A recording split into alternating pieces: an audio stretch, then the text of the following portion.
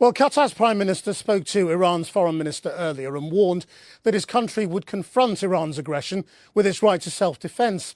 Earlier, I spoke to Nawaf Al-Thani, who served as Qatar's defence attaché to the United States during the first Trump presidency. And I began by asking him what he thought of the Iranian Foreign Minister's claim that Iran is not trying to strike at Qatari targets, but at American bases in Qatar. First of all, it's clear what's going on. They're striking and targeting civilian targets as well. That has been proven multiple times. Our armed forces have actually detected and engaged those enemy or Iranian weapons and systems. But what the reason for that is really unclear. Is it confusion? Is it a type of intimidation? Is it a tactic that's clearly not working that they're still pursuing? Do you think it's possible that Qatar could get drawn in to joining the war and attacking Iran in return? I don't think so. I think Qatar has been very clear that it is only conducting defensive operations in defense of the homeland. That is a public statement that they put out there. Their actions prove that this is the case.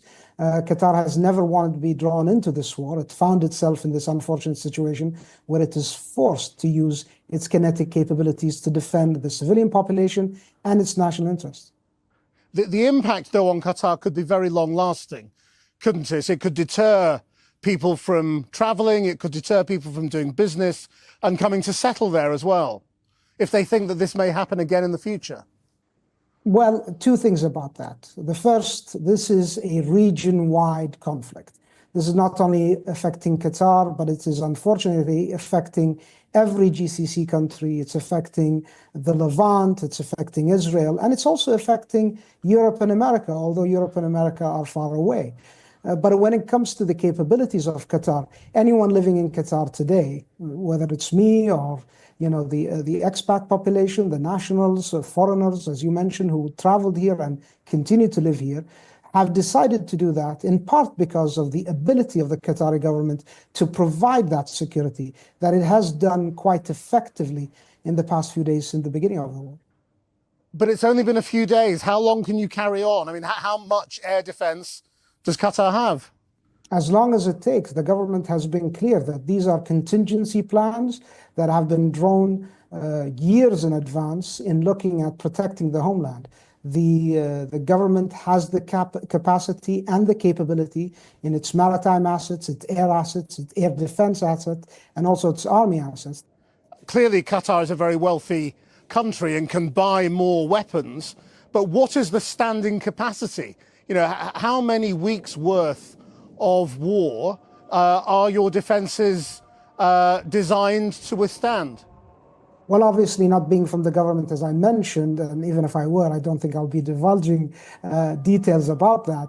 But what is clear is the capacity is there, it's proven, and it is quite effective.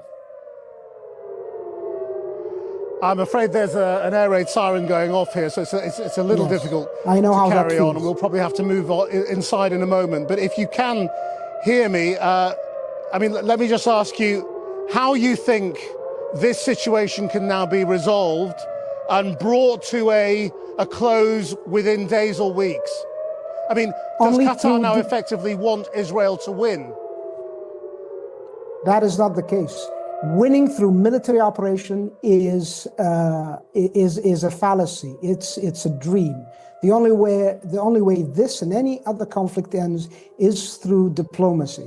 That is what Qatar believes, and that is what history proves. Trying to win a decisive war just through military brute force from anyone, the Iranians, the Israelis, the Americans, or anyone, is just pure imagination. Mr. Al-Thani, thank you very much indeed. Thank you, and be safe.